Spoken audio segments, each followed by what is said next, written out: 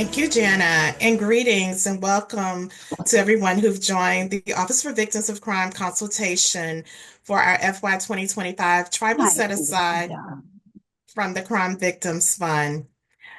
Again, I'm Labrita White, the Office of Victims of Crime's Tribal Division Director, and I consider it a privilege to lead a growing team of 17 committed deputy directors, tribal affairs specialists, and grant management specialists, all responsible for the administration of the Tribal Victim Services Set Aside program.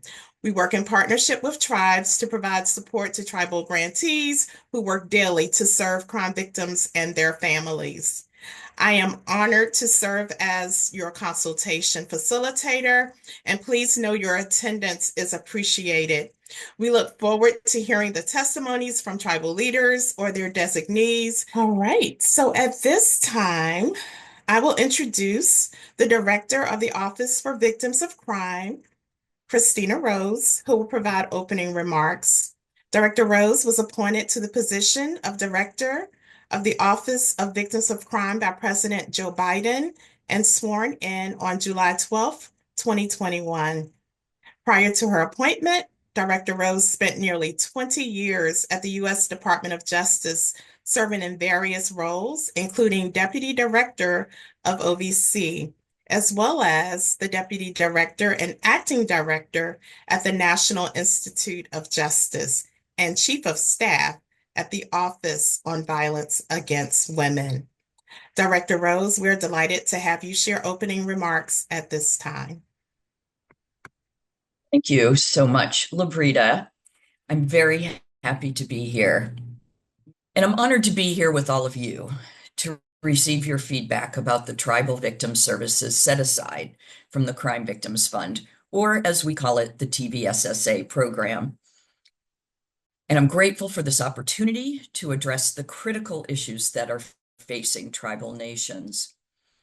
Today's government-to-government meeting supports President Biden's commitment to strengthening nation-to-nation relationships, and it's rooted in the federal government's respect for trust and treaty responsibilities, and the desire to strengthen tribal sovereignty and advance tribal self-determination by ensuring that tribal nations have greater autonomy over how they invest their federal funding.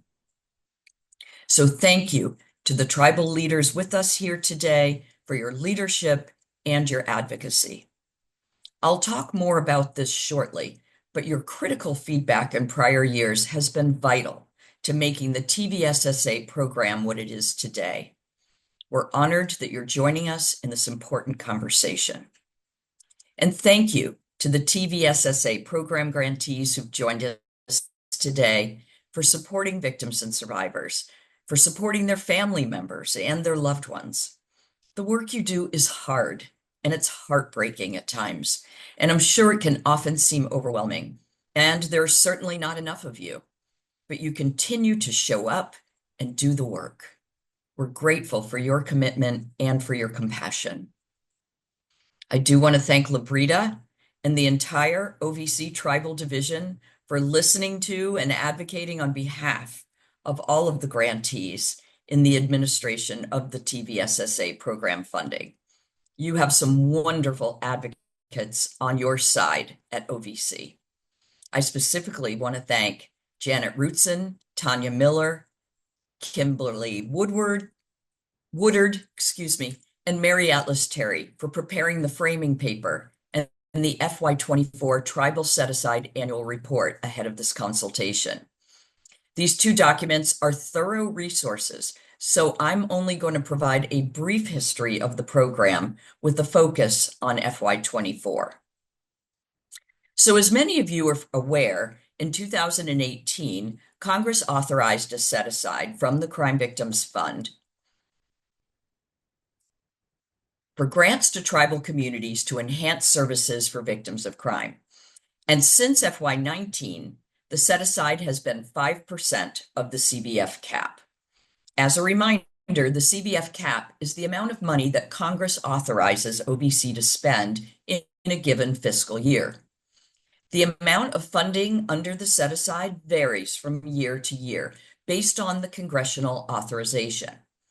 For example, The set aside totaled about 133 million in FY 2018, but it decreased to 95 million in 23 and to 67.6 million in FY 24. Actually, I want to go back and correct something I just said. It's not based on the congressional authorization, it's based on the congressional appropriation. So Congress has not yet passed an appropriations bill for the Department of Justice for FY 25. However, the president's proposed budget suggests a cap of 1.5 billion, and the House and Senate marks suggest an obligation of 1.9 billion. So 5% would be 75 billion for the tribal set aside, or 95 million for the House and or for the Senate marks. I'm going to correct something I just also said. The Senate mark is the only one that suggests 1.9 billion, not the House mark. So that's my fault. I apologize. 5% would be 75 million for under the 1.5 billion under the president's budget, and 95 million if we get the Senate mark amount, which is 1.9 billion. So I apologize for that, but both would be an increase from last year. So based on your feedback, in 2020, OVC began administering the TVSSA program using a population-based administrative formula, which allows us to administer the program as a non-competitive formula program. And this has helped to reduce administrative barriers, and we are so grateful for the input that you provided us that allowed us to do that. In FY 24, 250 tribes signaled their intent to apply for the TVSSA funds, and they submitted their population certificates just shy of the highest amount we received in FY 23. However, 50 tribes that initially submitted population certificates formally withdrew their applications or did not complete the application process. This is not new. OVC has encountered similar attrition rates in the previous fiscal years. The reasons for not completing their applications varied. Some tribes realized new funding was not needed to continue their victim services programs. Others opted to apply as a member of a consortium. Others cited staff turnover or insufficient time to complete the application, or confusion about the application process. Ultimately, 199 tribes were awarded TVSSA program funding for a total of 59 million. This represents a slight increase from the 2012 applications received in FY 23. Because OVC received fewer applications than expected, we redistributed more than 8.3 million of unclaimed set-aside funds to the remaining tribes by adding an equal amount of funds to each award. Now, we did not do this in FY 23, but a variety of factors informed our decision to do so in FY 24, including the relatively low award amounts for FY 24 applicants, and wanting to avoid further delays in the award-making process by running the formula again to redistribute the funds. We welcome your feedback on this change, and we encourage you to let us know if this change had an impact on your victim services program. Award amounts ranged from $219,402 to $441,989,000. And I'm pleased to say that 10 awards were made to tribes that had not previously participated in the TVSSA program. We allocated the remaining TVSSA program funds, which amounted to about 1.4 million, to support other tribal programs and activities, which you can find in the final report. All in all, OVC committed all but just $118 of the total tribal set-aside funding from the CBF, and that is pretty good. And that brings us to FY25. As you probably know, we're currently in the phase of the FY25 TVSSA program, and that will go on until January 7th. Recognized tribes, including those that previously received a TVSSA award in 24 or earlier, are invited to submit your populations will be placed in the chat. For those of you who have not yet submitted your population certification or who have not sought funding in the past, I want to share some of the unique features of the TVSSA formula program, many of which were implemented after consultations like the one we're having today. First and foremost, this is a non-competitive program. We are not asking tribes to compete for this funding. It's a population-based formula program. Tribes tell us which population they will serve, whether it's enrolled members, residents of a specific community, reservation or village, or a different group that you've identified. The population numbers for the formula come from you, not from the government. Applicants can choose the project period for annual awards to be anywhere from 12 to 60 months. Applicants have the option to complete a checklist or an interview instead of writing a traditional program narrative. We've offered this option for a couple of years, and during the FY24 application period, 5 tribal division staff conducted 31 in-person interviews in Alaska, as well as provided technical assistance. Additionally, OVC staff hosted 47 virtual interviews with other applicants in Alaska and the lower 48.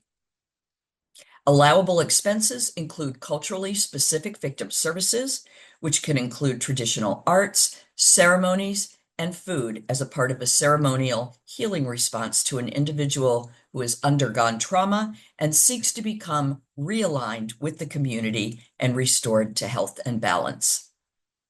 Through this grant program, you have the option to spend funds on construction expenses. We currently have 45 TVSSA program-funded construction projects underway, and we funded 19 new construction projects in FY24. Grantees are using their construction funds to support a diverse range of projects, including the construction of tiny homes or modular buildings to house male victims of crime, renovations of an existing building to serve as a domestic violence shelter, and renovating a garage to be used for victim services office space and a forensic interview room. Grantees can now use their funds to address the needs of families of missing persons. We believe this change creates an opportunity for tribal communities to direct much needed funding toward the loved ones of missing or murdered Indigenous persons, generating awareness and creating systemic change to help remove barriers. We also removed the 3% cap on how much funding grantees can use to support efforts in individual missing persons cases. So I encourage you to submit those population certifications with one note of caution. While we have begun this first phase of the FY25 TVSSA program, please remember that Congress has not yet passed an appropriations bill for DOJ for FY25. Until Congress passes such legislation, we will not be able to confirm that OVC is authorized to set aside funds for TVSSA in FY25, or how much the set aside might be. So before I close out, I want to share some efforts underway at OVC to support our tribal grantees. OVC's tribal division has continued expanding, and we now have 18 staff members, including 4 new grant managers and 2 deputy division directors. 5 grant managers work remotely, including 2 who are based in the Midwest and in South Dakota and Alaska. The growth and commitment of this team is what allows OVC to support almost 900 active grants awarded to 315 individual tribes, tribal designees, or consortia. The Tribal Division is leading an interagency effort to develop and implement a key recommendation from the Not Invisible Act Commission report about assisting tribes in leveraging federal victim services to close gaps in services and response.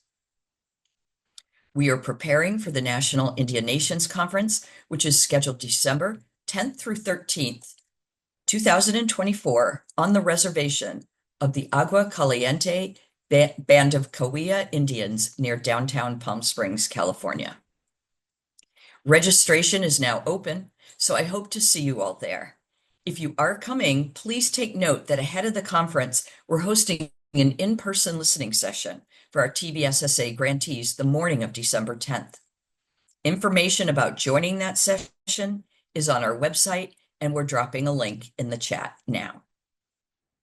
With that, let's begin the testimony portion of today's consultation. Please know we've heard your concerns regarding the burden with annual applications and multiple reports. We hope that the proposed approach in the framing paper will address those concerns, and as always, we welcome any feedback. As I close my remarks, know that we are also ready to receive your comments and recommendations on any other topics related to OVC's tribal programming, whether it's the needs of your communities or any other issues related to crime victimization in Indian country that you believe should be addressed by DOJ. I'm going to turn it over to Labrita again to queue up the testimonies from our tribal leaders and tribal leader designees. But I want you to know that I have to check out of my hotel right now in New Orleans, but I will log back in once I find a nice, quiet, private place to work elsewhere in the building. And then I may need to log off a little bit early to make my flight to my next destination. But I am grateful to be with you today, and I look forward to seeing many of you in December. Thank you. Labrita? Thank you so much, Director Rose, for your remarks, your ongoing support of the OVC Tribal Division and our efforts to bring high-quality services and supports to tribes. To all of you who have joined today's consultation, please know the Office of Victims of Crime places the utmost importance on engaging with tribal leaders through our consultation. As Director Rose stated, we will be moving very shortly into hearing those testimonies. However, before we do proceed with hearing from tribal leaders and or their designees, I'd like to take a few moments to review just a few slides with you on the two issues documented in the fiscal year 2025 TVSSA consultation framing paper. All right, so we'll go ahead and get started with that. And again, this is a brief presentation which will highlight two issues noted in the framing paper and provide an overview of a proposal to adjust the TVSSA award and grant administration process in the future. The first of the two issues framed for the consultation is OVC's proposed changes to the administration of the Tribal Victim Services Set-Aside Program, and the below questions were proposed. And hopefully you've had an opportunity to peruse those, take a look at those in our framing paper. So in my next slide, I want to share a little bit more about this particular issue as it relates to OVC's proposed strategy, which is aimed to further reduce the burden to tribes in applying for annual awards and to look at a way to also consolidate reporting across a defined 5-year grant cycle.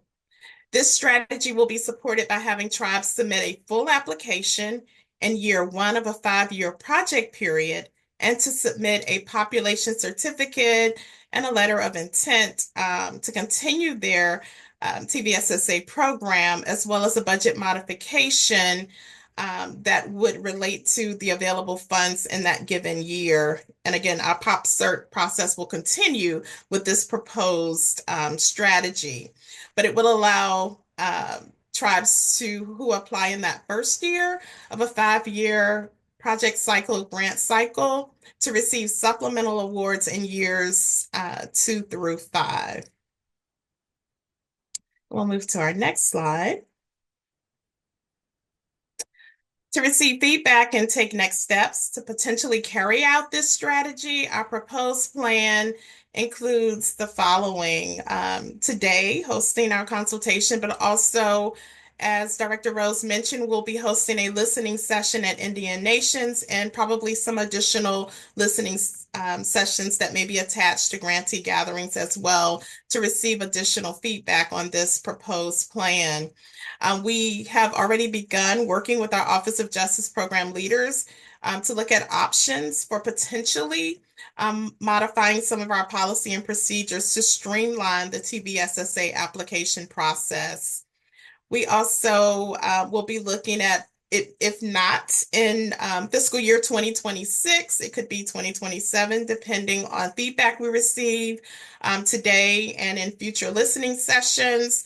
So the actual start of this proposed plan is not at this time specifically identified, but we'll be looking to post a notice of funding opportunity, which now replaces the terminology for solicitation for a 5-year grant cycle. We also want to inform TVSSA grantees and tribes annually that they continue to submit their population certificate for funding. And as Director Rose mentioned, our funding does tend to change from year to year. So the population certification process remains important in determining the allocation for each tribe. And so with this proposed plan, a full application would be submitted in the first year of the 5-year cycle, and in the subsequent 4 years, tribes would have less information to make available to us. And also the really unique component to this plan is for that 5-year period of receiving funds, tribes will have one grant number. And so what happens with that is tribes would not have to submit multiple reports for each year that they're awarded funds as currently exists. All of that reporting will roll up into one report because all of those funds over the 5-year period would be under one grant number. We would also post a new NOFO, Notice of Funding Opportunity, annually for other federally recognized tribes to request awards during that cycle. As you know, each year we do gain additional tribes who express interest and make application for TVSSA funding. And then lastly, we'll notify all tribes of the option to submit their TVSSA population certificate, as well as actually complete that certification process, as well as information on how to submit a new application as applicable. And for our next slide, I want to share with you some of the intended impacts of this plan.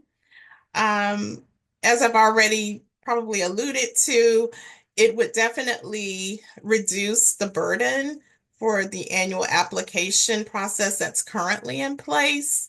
Tribes will not have to submit individual performance, project, and fiscal reports for each annual award. Again, one report for funding during that cycle would be sufficient, whether it's a quarterly or a semi-annual report that's required for each grant, for that grant. The OVC Tribal Division staff, in collaboration with TTA providers, will also help tribes and continue to support with those processes for submitting an application or a letter of intent, modifying budgets accordingly. And then the next slide, I share some additional intended impacts if we were to move forward with this strategy and plan. Each year, the allocation would remain available for expenditure by the tribe through the end of the 5-year grant cycle. The request for project period extensions will likely be reduced because of this new way of potentially awarding grant funds. Unobligated funding available on the grant in year 5 of the project period could be extended. Currently, we are able to, under special conditions, receive approval to extend grants up to a 72-month period. And then tribes would not be required, again, to submit annual applications to receive the TVSSA formula allocation. And so an abbreviated process to request those funds, all aimed to reduce burden and make for a more streamlined award process. And in my next slide, I want to share with you a table that's similar to the one that's in the framing paper. It summarizes the application and reporting schedule for the proposed plan to complete an application in year one, population certification, letter of intent, and budget mod in the 4 subsequent years of the grant cycle. And in the next slide, it addresses our second issue that was proposed for this consultation, and it's related to our request for feedback on the need to increase American Indian and Alaska Native victims of crime access to their state's crime victim compensation funds. And I'm certain that you've already had an opportunity to review the questions associated with issue number 2. But just wanted to have an opportunity to share some of the highlights of that new proposed strategy and plan. And I hope the review has been helpful. Now to proceed with hearing from our testimony presenters. We are honored to have several tribal leaders and tribal leader designees registered to speak at this consultation over the 2 days. And let's see, our first speaker today, presenter, who is Samantha Thornsberry of the Kahula Band of Indians Tribal Council. All right, Councilmember Thornsberg, welcome. You can now unmute your line. Please begin your testimony when you are ready by repeating your name, tribal affiliation, and title. If you are a tribal leader designee, then we ask that you also state the name of the tribal leader on whose behalf you are offering testimony. I'm Samantha Thornsberry, Tribal Council for the Kuya Band of Indians. I'm the Program Director for the Kuya Consortium. And I'm going to start with my testimony now. So Miawe Nanetu Samantha Thornsberry, Naiva Tem Ne Swetem. Hello, my name is Samantha Thornsberry. I'm from the Kuya Band. My tribal homeland of the Kuya Band is in the mountains of Southern California, near the rural community of Anza in Riverside County. I'm currently serving as a tribal council member for the Kuya Band, and I also work for the tribe as the program director of the Kuya Consortium Victim Advocacy Program. The rural communities of the 4 tribes that comprise the Kuya Consortium and who we serve include the Kuya Band of Indians, the Santa Rosa Band of Kuya Indians, the Los Coyotes Band of Kuya and Cupeño Indians, and the Torres Martinez Band of Desert Kuya Indians. These tribal lands and communities encompass 4 vast rural reservations with members residing both within rural reservation boundaries and in the adjacent urban areas in each direction. Before I get started with my testimony, I'd first like to start by thanking those who are here. I always appreciate that we hold space for conversations that will assist us in enhancing access and administering the Tribal Victim Services set-aside funding for tribal nations across Indian countries. So thank you for allowing me to provide some input on behalf of my tribe and my program. In preparing for today's consultation, I did read the OVC Fiscal Year 2024 Crime Victims Fund Tribal Set-Aside Report, and I was reminded in that report of how far the tribal set-aside programming has come and how the input from previous consultations has helped to improve the flexibility of the application process, has made access to the funding more available to many tribes who completed the application's 2-step process in a non-competitive approach. It was also positive to see that Congress has authorized 5% of the crime victim funding, more than the original 3% from 2018. And most importantly, the full amount of funding is being dispersed to the grantees with no funding being left on the table. And these are all positives that I wanted to start out with and recognize. and you knew there was a but coming. However, I am compelled to bring to this conversation that the overall crime victim funding amounts, as referenced on the table on page 6 of the OVC Fiscal Year 2024 report, illustrates the fluctuation of funding through the years since 2018 and the dramatic decrease that makes up the 5% that goes to the TVSSA funding, which has impacted programs who have become somewhat reliant upon TVSSA funding each year. As I said last year, the initial grants provided our program funding to establish infrastructure, staffing, and a robust programming. But as funding amounts have lessened, there's been some scrambling to figure out how to maintain this level of programming. So at the end of the day, 5% is better than 3%, but not when the overall crime victims fund has dwindled and goes elsewhere. As we all know, Native Americans and Alaska Natives experience crime at rates far higher than other ethnic groups, yet the funding is dispersed disproportionately to address this equity issue. Our request is to increase funding to tribes and tribal programs who continue to provide aid and advocacy for not only those included on our population certifications, but also assist other Native Americans and Alaska Natives who live in our territories and our service areas. In summary, my point on this is that our programming helps more than those counted on our population certifications. Moving on to the issues outlined in the framing paper dated August 2024, I'd like to provide some thoughts on the two issues presented. Issue number 1, changing the administration of TVSSA funds to decrease the burden on tribes. I believe the process has improved, but it's still burdensome. Submission through 2 portals, first initiated in grants.gov, then moving the application over to Just Grants, leaves room for problems and confusion. As tribal leadership has expressed, turnover in key positions often means that accessing these portals and providing new access to new staff can be a barrier. On more than one occasion, I have scrambled to reassign the AOR to click the button to move the application to the Just Grants portal. Equally so, reporting in 2 portals, whether it's quarterly or semi-annual, into the PMP, then moving over to Just Grants just leaves space for access errors to occur.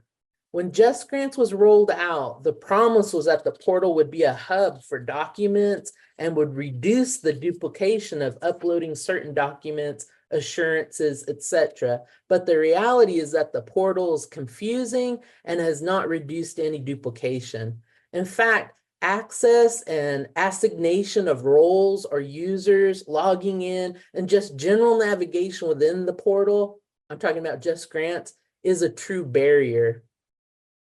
Regarding the application's 2-step process, we are very pleased with the flexibility in the application process. Choosing to go the checklist route for the past 2 application has worked great for us.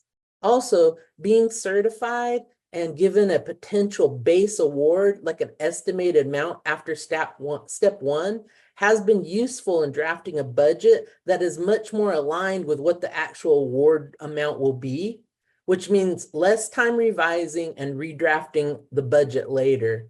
Again, any additional dollars awarded after the fact simply means that no funding was left on the table, and we always support that.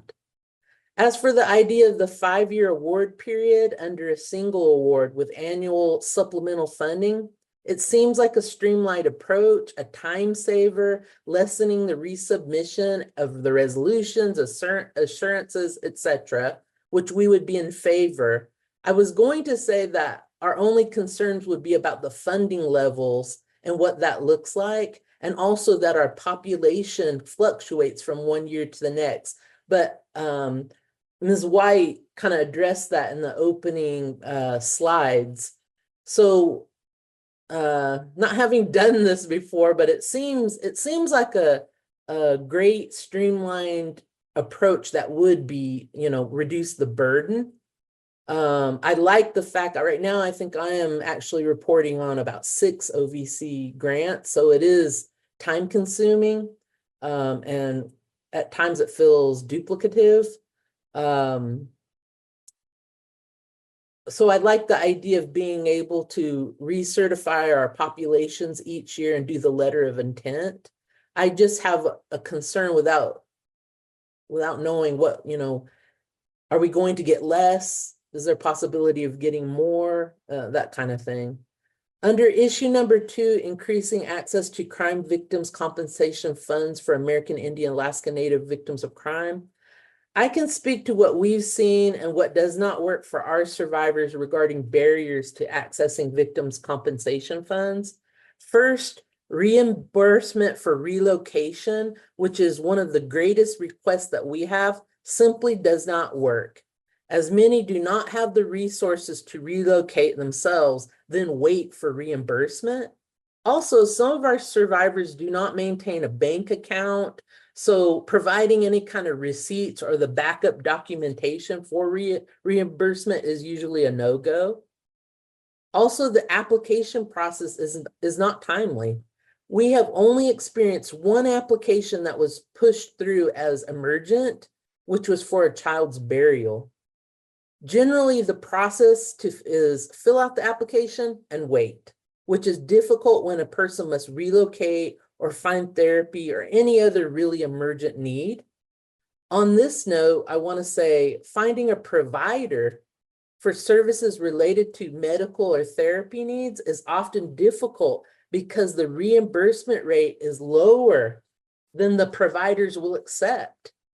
Or if you do find a provider that will accept that reimbursement rate, there's a wait list to receive the services, which again is not timely. For application eligibility, we would support allowing for advocacy programs to provide a letter of or a statement in lieu of a police report number on the application, maybe to at least get it started. Our local law enforcement does not seem well educated or well versed on the application process, and we've actually experienced problems trying to explain and getting law enforcement to complete their portion of the application when asked to. So I don't know if this is some kind of mandatory education for law enforcement, but that seems to be a barrier in our area. In closing, I just wanted to bring up funding for MMIW, MMIP under the TV SSA application. I think it still needs some revision to include more flexibility regarding the work that's needed to assist victims and survivors of MMIW and MMIP. I would have liked to have developed a plan in our 2024 application to really delve into the hiring of trained professionals who could conduct searches for the missing, but this was not allowable. So the reality is that you have families and community members searching for their loved ones themselves. The very act of doing that is creating a trauma for the family and the community, but it might be that very act that brings their loved one home. We have to do more and we have to do better to support our families and our communities when it comes to MMIW, MMIP. By not allowing funds to be spent on every facet of a missing person's case means that we're not doing enough and all that we can. And the burden then falls on the survivor's family and their community members. And there's all sorts of concerns and I think trauma that can arise from that. I was appreciated to see that the allowance for advertising a missing person, that we showed some flexibility there, but I think there's more that we could do in the way of making spending on MMIW, MMIP flexible.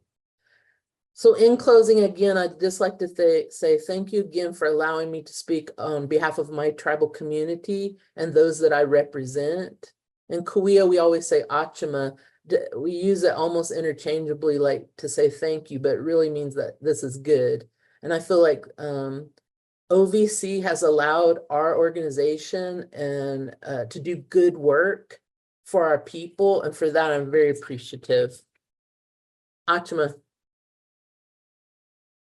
Thank you so much, Councilmember Samantha Thornsberry, for your remarks. Our next speaker, we're going to return to Dr.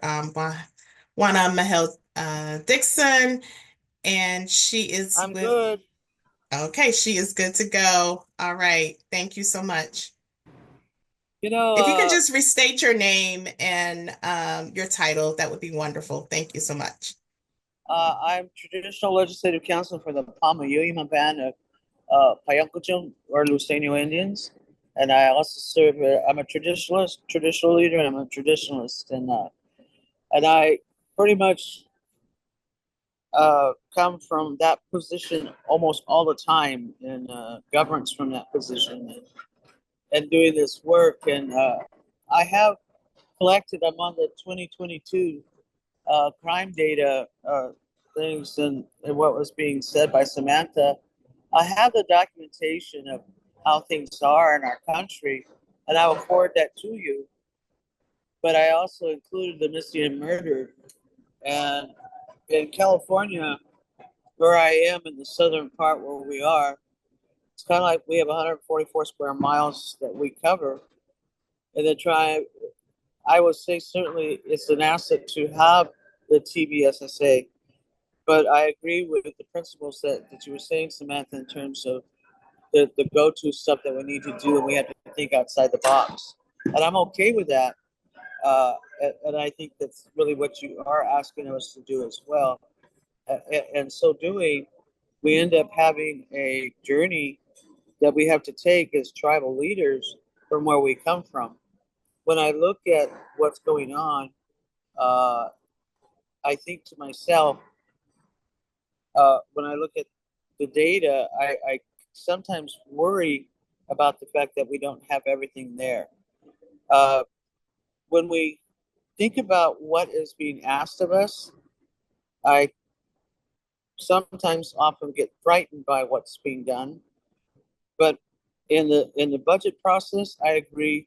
We're beginning the journey to be more robustly attending to what the tribes need and how that works. And I get the extension to the 5 years in doing the work we do. It can take that kind of time, but if we also include the real true needs of what our people need, it becomes a journey for you. And I want to make sure that we cover that in the recommendations that we give in the funding. When we look at the fact that we have some of the strongest things we have going on is how do you address the need of 589 tribes and the variations of the design of who they are?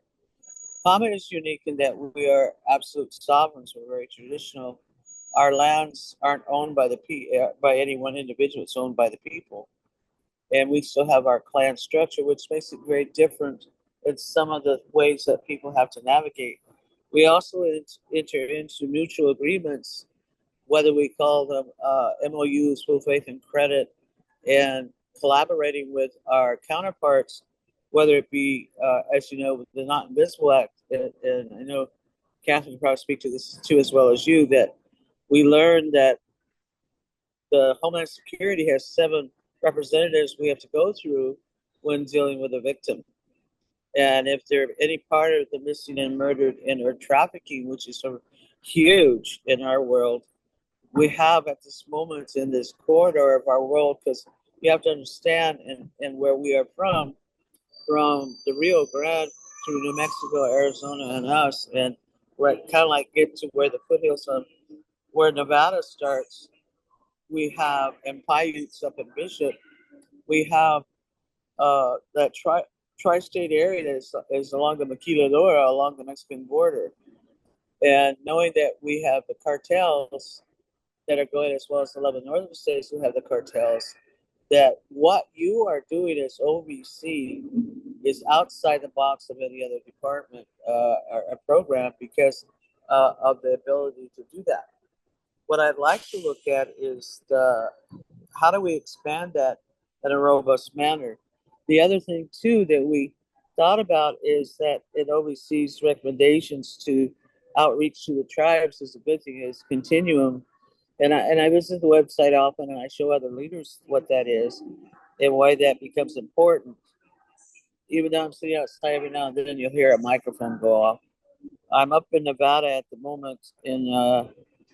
I attended our Southern California Tribal Chairman's meeting, which is all week long, and we talked very strongly about this and the impact of Public Law 280. When you look at Public Law 280, it's not something tribes automatically have to be a part of. If you look at the history of the documentation, which I can send you, is that those six states that were impacted have a variation of how they will deal with that OBC needs to know and understand. In the triad of it all, you're looking at what is federal response, what is that state's response, and first and foremost, what is the tribal response.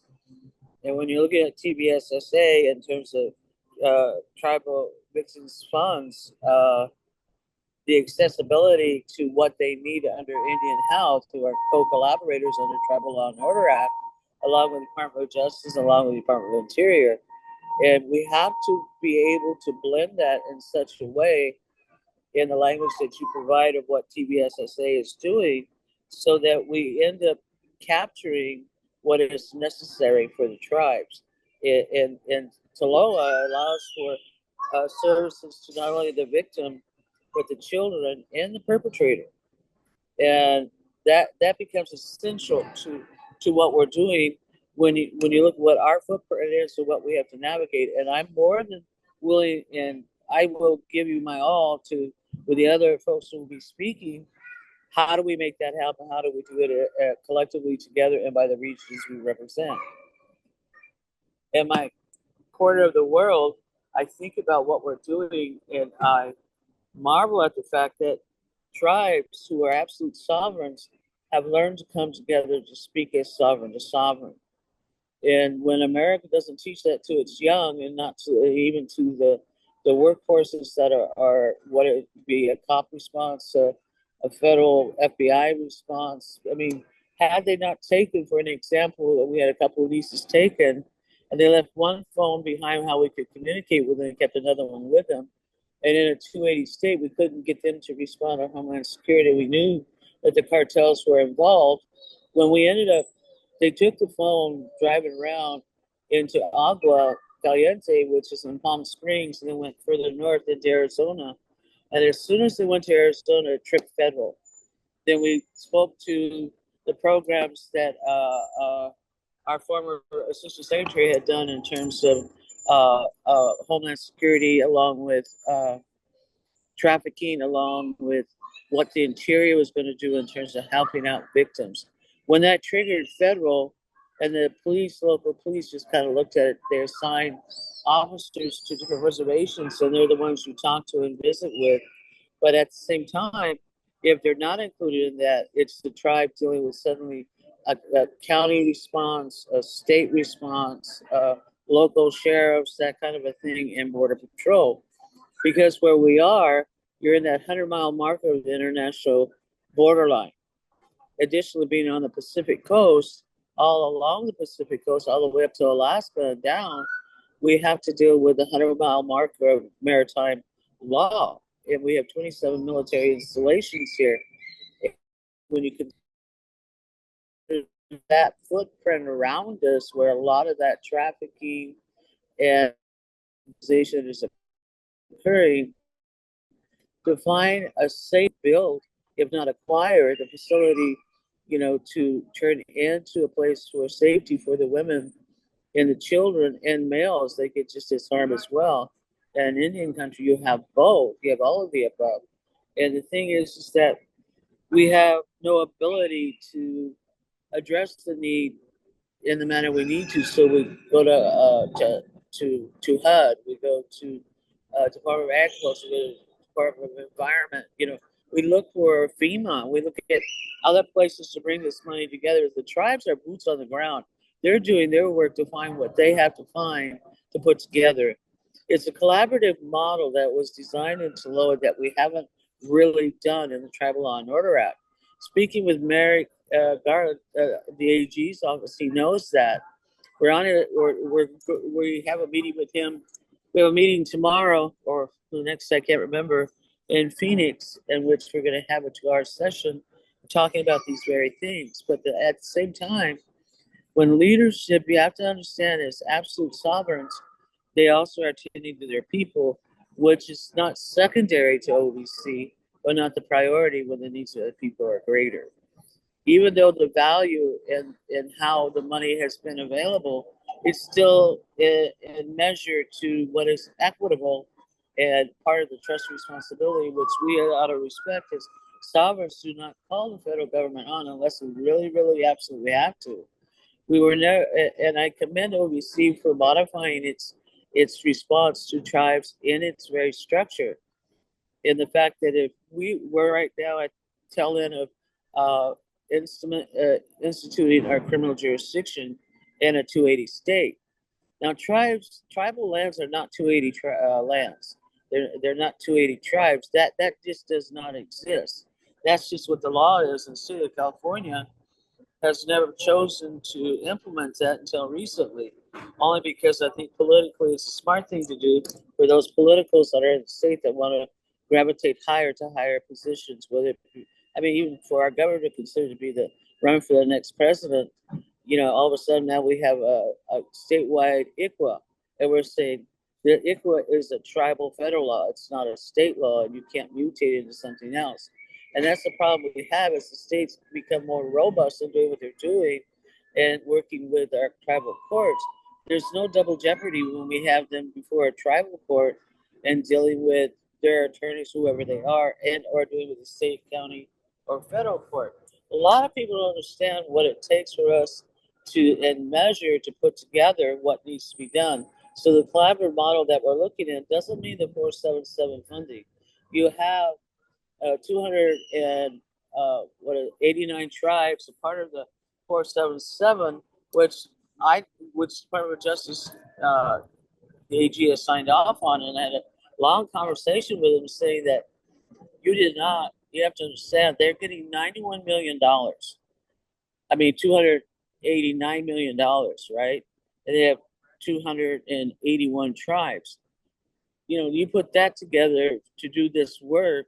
Under that, they're getting maybe $90,000, and the money's gone.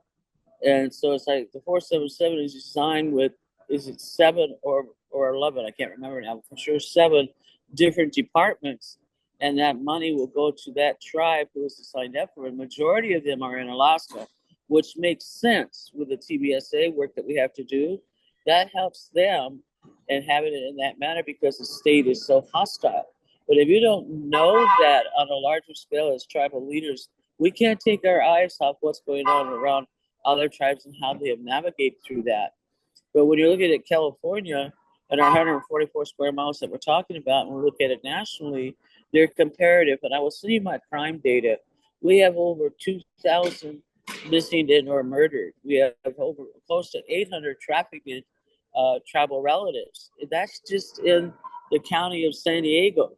We've included Riverside and San Bernardino, which are the 2 northern counties that include. The reason why we have 144 square miles, you know how our people intermarry with other tribal people from other reservations. And in my world, you don't ignore that, but also you don't ignore the fact that if they marry non-Indians, they can't even live with us unless they agree to be governed by our laws, and they have to say so. And, in America, it's not prepared to realize that it's not the same as you travel with a passport. It's just that you're choosing to live and you will be governed by our laws. Now, that's not done anywhere except in Indian country. And when you know that, you can see how the TBSSA becomes a valuable instrument that needs to blossom and grow robustly. And yes, we do need to persuade Congress, but they're in an election year. We're going to become invisible for the next 9 months. We're going to be hit pretty hard, and the outcome of that is not necessarily favorable. Trump wants to take everything we have, and Kamala doesn't really acknowledge that relationship of sovereign to sovereign and tribe. She's not had a very good history with that. But that's our business. So that's what we deal with. That's not something you may say or agree to because you have your own how worldview on that. But the thing is, we don't have much of a choice, and but that's been our history with America, and the work that we do in the political schema of things. But in what you do, the work you do, the extraordinary work you do as the careerists, the people who are making this happen, I commend you. You have a lot of things you have. There's a lot of hoops you have to jump through. There are ways that I think that we could collectively maneuver the OVC programs, because when you're looking at the laws and the court cases that have occurred, Walt versus Lara, you look at Duro, I mean, you look at these different cases that have set the precedent of the governance of the sovereigns. You need to be mindful of them. When you also look at the fact that we're dealing with how to improve OVC, we have the cases, we have the law and stuff that you need to leverage that. And then our political relationship, as you know, with the 535 members of Congress as sovereigns with America, every single congressional leader, House or Senate, is our representative. Now, nobody else has that in America except us. So we have to go persuade or do things. We're dealing with the entire body. And I know in your work with as a federal program and entity with Department of Justice, you have to not only deal with that, you also deal with the interdepartmental stuff that goes on with DOJ. But TLOA required, it was enabling you an understanding that DOJ, DHHS, and DOI had to have a collaborative model. Now, the tribes are doing it, but it's not necessarily happening at the federal level. We will assist and do to leverage that so that you have a more robust response, so that when we go to ask for the funding that's necessary, that we're able to do so. The thing is that the trust relationship that we have, when you look at the Constitution, it starts with we the people. And who is the first sovereign they mention? Us. So we're in the Constitution. They don't teach us to the young who grow up to stay in that ignorance of just not knowing. I can't fault them for their ignorance, but I do have a hard time talking to Congress leadership not gaining the knowledge. So you end up working with the teams to do so. You have honored us yourselves, and those of you who are on this call, to be a part of that. Yeah, we have concerns. You know, we know you can't do it all, but you're one of the groups, one of the entities. OVC has the base to look at the experience of crime victims in our tribal communities, and when the language that you give us for tribes doesn't include tribal, and please don't ever use Native American again. We do not recognize ourselves that way. That's something Congress came up with, started with Alaska, because they needed it to be said that way. But that's not what the Lower 48 means. We are sovereigns, and it was put in there as tribes, just tribes. And now we have agreed through the years to use American Indian or Alaskan Natives. But Native American, anybody born in America is a Native American. You're harming us with that language. Do not use it anymore. And you have to change it. I don't care what Congress wants, and we have to go politically persuade them. I'll carry the load. I'll walk up there and maybe they're going to stop it, and I'll go to the ones who started it. You know, but the thing is, that's my job with you as a tribal leader and as a traditionalist to clearly make it clear that we need facilities to meet the needs of our people, which are extraordinary and pretty large. You will be astounded by my stats, and you can check them. I give you data that you can check, so you can prove me right or wrong. I don't care however you look at it. But in that work that we do, in my experience with the tribal victims programs, it has been robust and good, but it's limited. We can work through those limitations. We can hold them accountable. It's like with the 477 funding.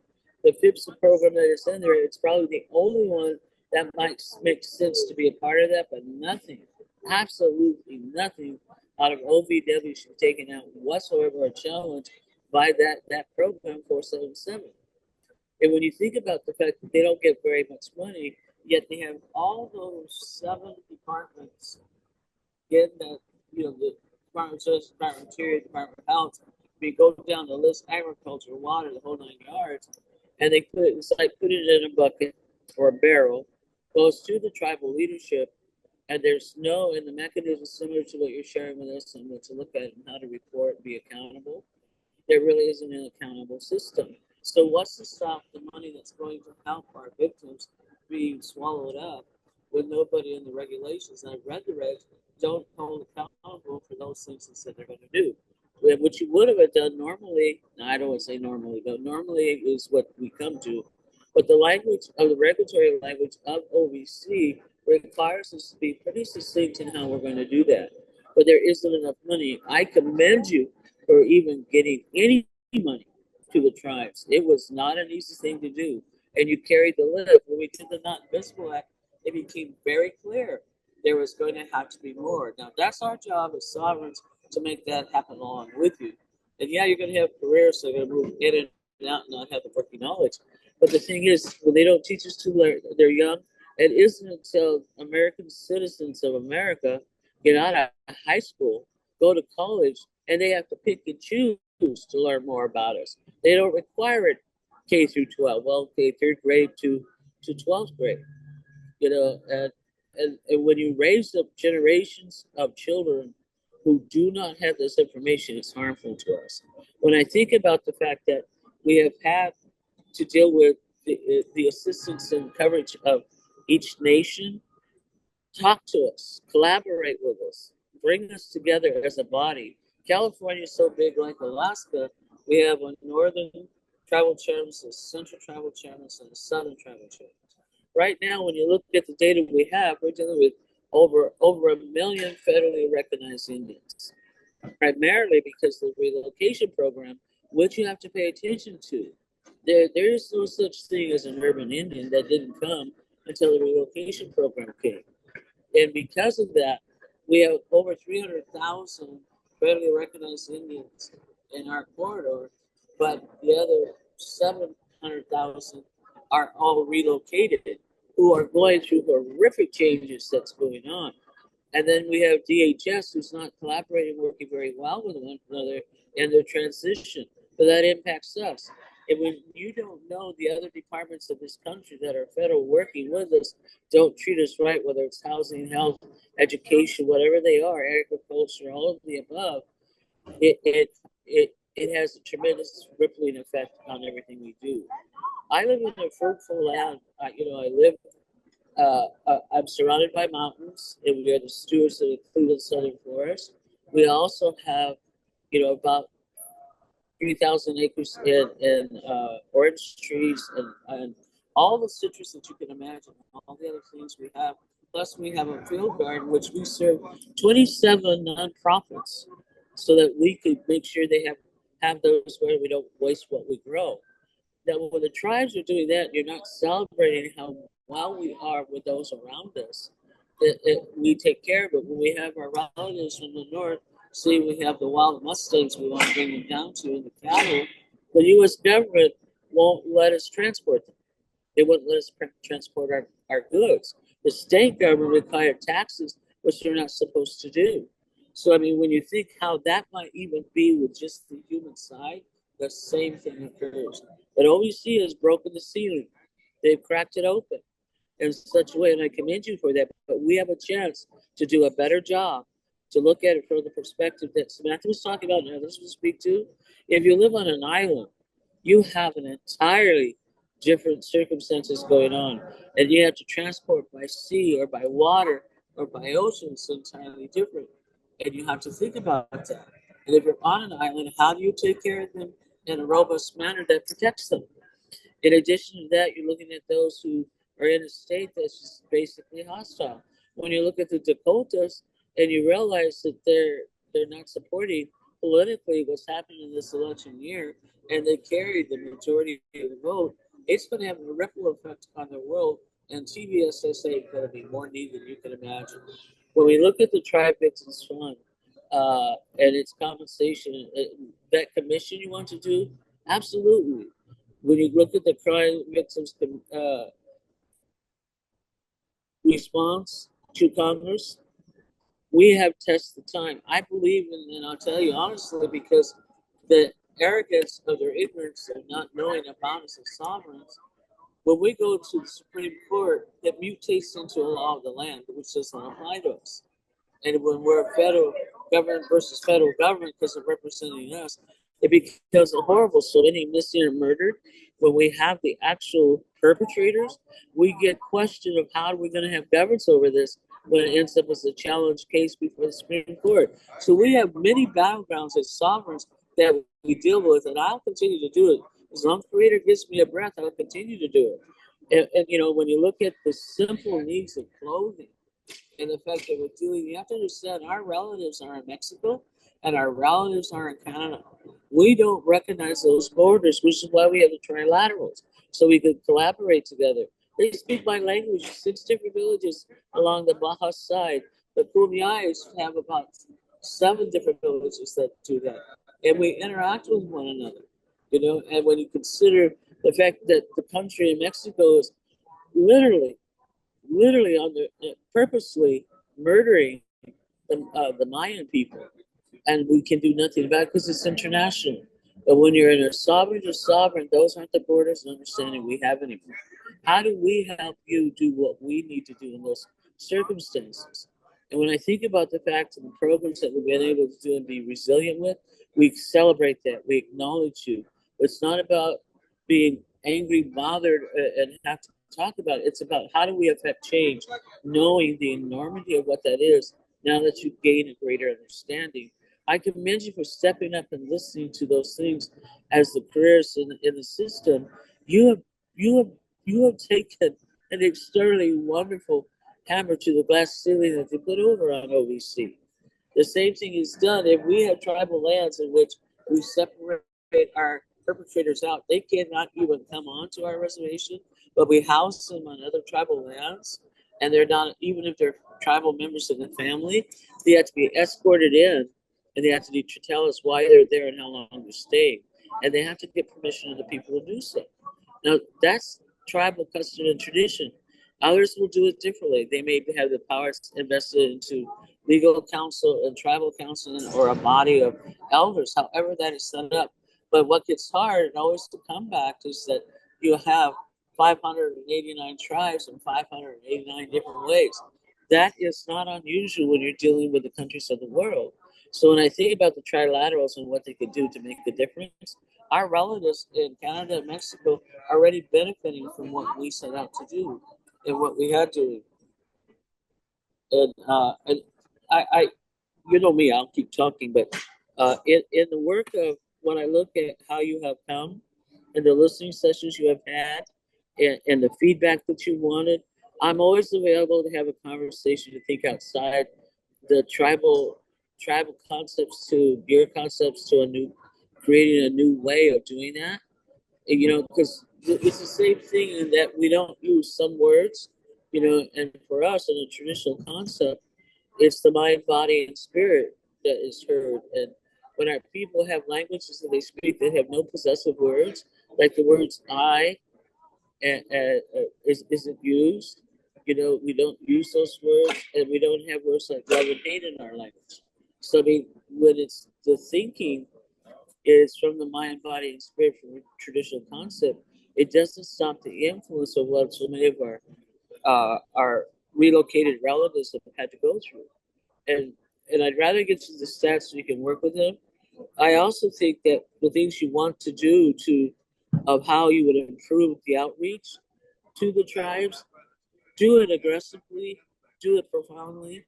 When we were, one of the examples we could give you is that we knew close to $298 million was given to the federal tribes in California. And but if we use those funds, we end up having to grandfather in state law because the state had control of the money.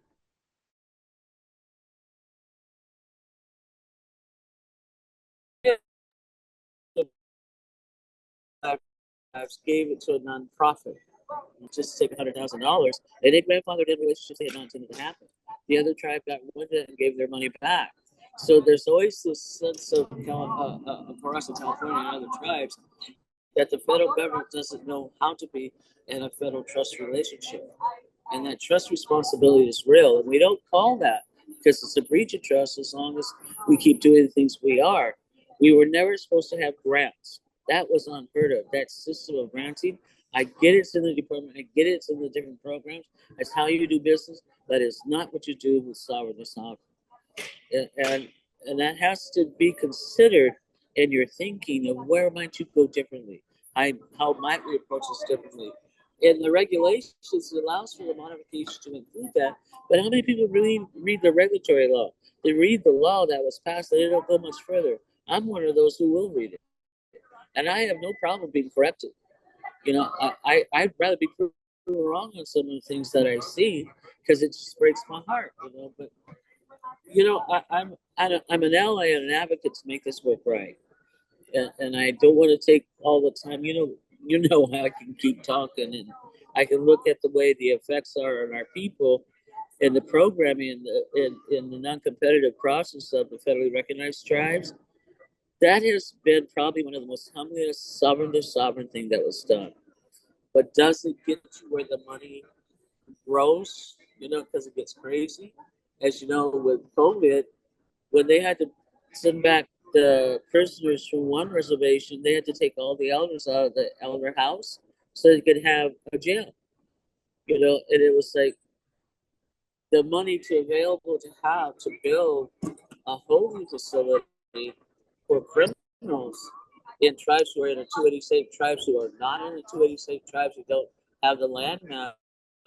Tribes have collaborated together and say that we'll enter into a compact with you and we can take X number of prisoners. So what do they come up with? We now have 200 federal beds available to us. But it's the transporting. What they don't understand that to get that perpetrator to that facility means going through the state and all the roads they have and having permission to bring your tribal police vehicle to transport that perpetrator. That if you go interstate, you'll have interstate law. That has not been fixed. So we end up taking them home and we don't stake them out and let them get fed by the animals, okay? We might be thinking it, but we don't do that. But the thing is, we have to do it differently, constantly. And if we could stay on page with one another, we can affect changes. We don't have to think about the impossible as undoable. We have lived in this world so long as tribal people, we're ready to do and ready to help you get there. And when I think about what you have done today, I commend you, but we need to make it more robust and more useful and allowing the tribes in their 5-year period of their structure, the FY year, how to do it more simply because you already have the information. There must be a way to archive that is accessible to your teams. And when I look at the 477 funding with all those federal departments, they have, and you know where you're at. The fiscal department you have to go through. And she spoke to the fact that at OVC we have to go to grants.gov and then take it over and get it accepted and moved over to just grants. And that's the craziest thing. But if you don't get it right, you get in trouble because we still don't have your report. But it isn't for lack of trying. But we're getting there. I want us to continue to get there. And let's do the leverage to make that happen. And you guys are like tribes of the federal system. You got your own federal lands, which is your finance and grant stuff, and your people who are on those lands have to work with the other tribes inside of the federal system that are the federal programs. And we got experience with that. Let us help you get there. I don't want to turn away from the gifts you're given. There's more we can do, and how do we do that? I could keep talking, but I thought I'd leave it at that and let others have a chance to speak. Are we good?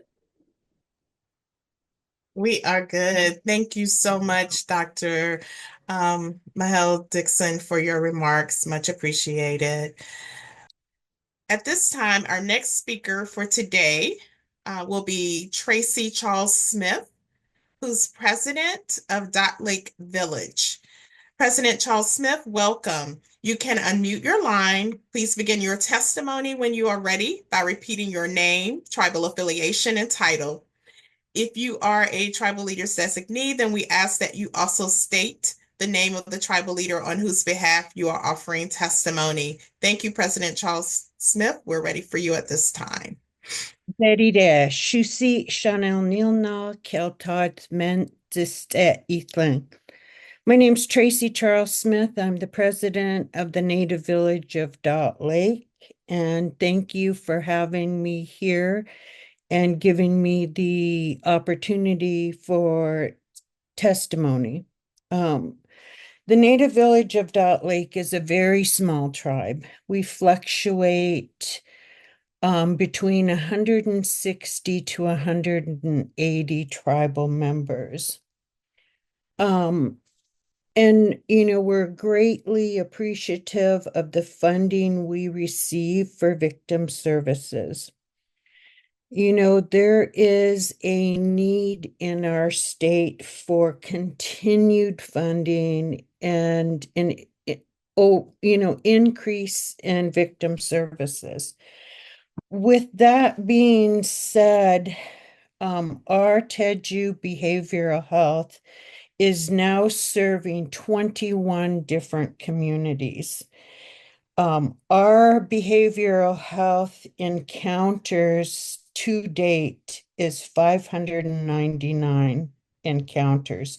We had 450 outreach encounters. So in additional to that, we're providing online domestic violence education classes, parenting classes, online and in-person DV women's groups. And, things are expensive in Alaska. We do not turn away victims. We don't care where those victims are from, but I'll give you an example. We had a victim show up in our village from Hoona, Alaska. This victim was beaten. Our safe house was not safe, so we had to transport the victim and her children to a safe place. So you transport 171 miles away, and it's summer. To pay for a hotel in Fairbanks during the summer, it's the cheapest amount is probably $450 a night. So we're very grateful for what we're able to do, but I have to agree with Waname. And, as a tribe, we're a sovereign nation.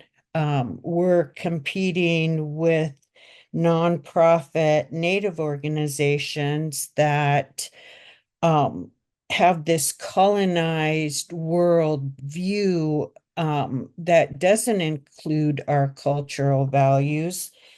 And we're not included in their meetings or anything like that. They have taken this mean girl attitude and excluded us when we've asked to be a part of their programs, because we think that when we all work together for our people, the results will be better.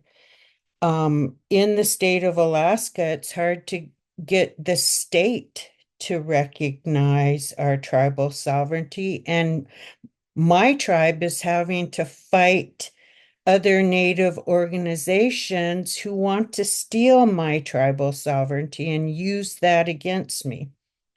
So we're very grateful, but we're helping so many people with funding based on our small tribal population. We're very thankful because we're thinking outside of the box and we're helping. We have victims writing to us and thanking us because, they can't wait 6 months for an appointment.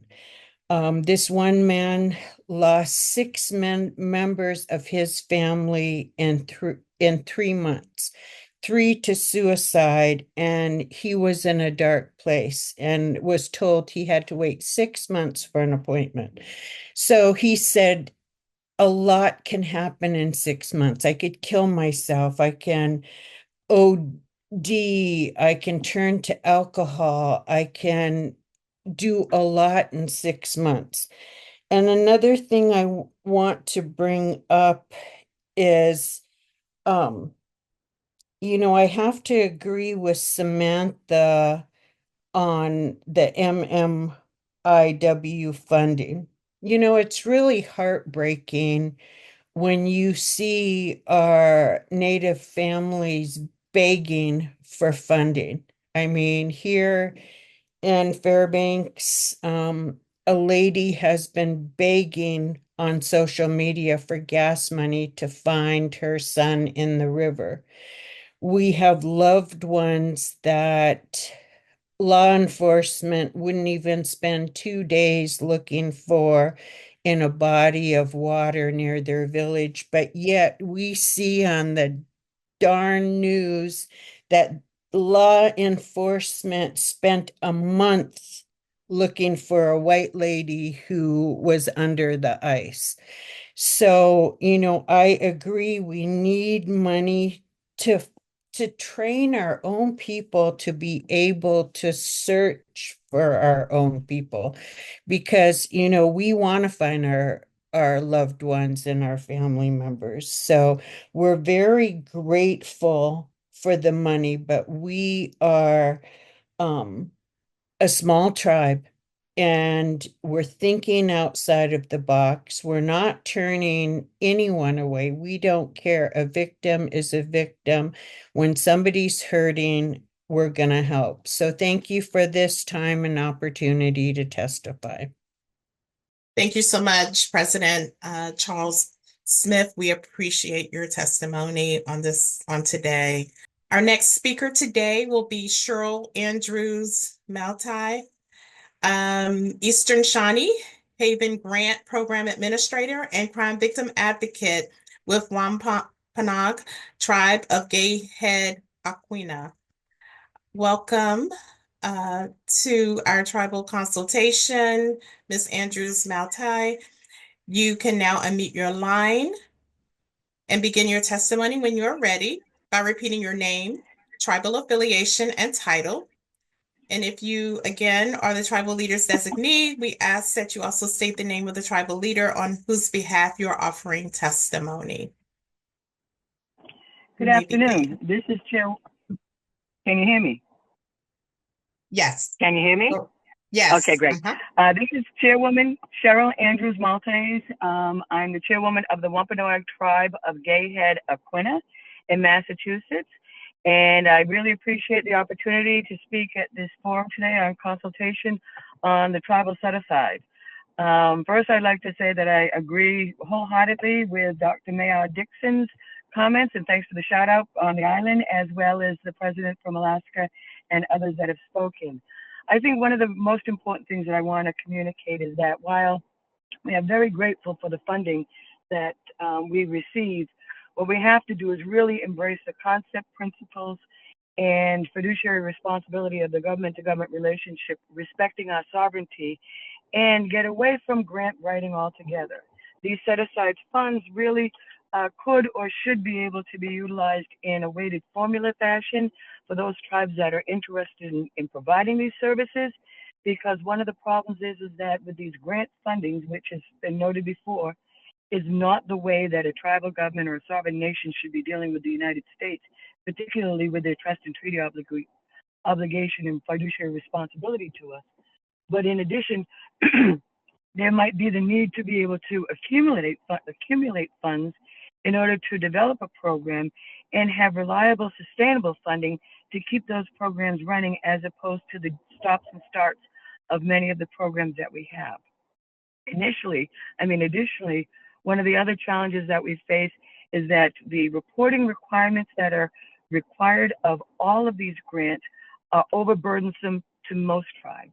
And most particularly the tribes that need the money the most, other tribes do not have the resources, whether human or financial, to be able to get those reports in or be able to hire somebody to get the reports in. In addition, the level of detail that is required with these grants is unbelievable, and it certainly is unnecessary. And so we're urging the department to work with the tribes, as was previously stated, with really embracing the concept, intent, principles, and understanding of Executive Order 13175 that not only encourages, but also really expects that the federal agencies will be working with tribes to honor our sovereignty and work with us to embrace the type of structure that we feel is best suited on how we administer the funds for their given purpose as Congress has intended, as well as the principles and the intent of Executive Order 14112, working with us to identify what is regulatory and policy and waive or change those regulations and policies to make it so that it's cognizant of who tribes are and what tribes are, as well as identify those statutory limitations so that we as tribal leaders can approach Congress and work towards getting advocacy to change those laws as written and those statutes as written so they actually incorporate tribes in the forethought as opposed to including tribes as an afterthought, as we are in most of these programs and services that have come out that are outside of the Indian Self-Determination and Education Assistance Act. As not to take up too much time, I will conclude with that, and I'm happy to circle back at this time at the end. Thank you. Thank you so much for your testimony. We really appreciate that. Chairwoman Andrews Maltais, thank you so much. But I want to thank all that have participated today, whether you listened or you shared testimony. We welcome written testimony, whether or not you've given an oral testimony at the consultation. The final screen will show where the written testimony may be sent. The deadline for submitting written testimony is November 25th. Again, the deadline for written submissions is November 25th. So we're going to now move into our official closing for today's session. Again, thank you all who participated, who joined us today. And as you go throughout the rest of your day, Ms. Chadwick and all others who've joined us, please go in a good way.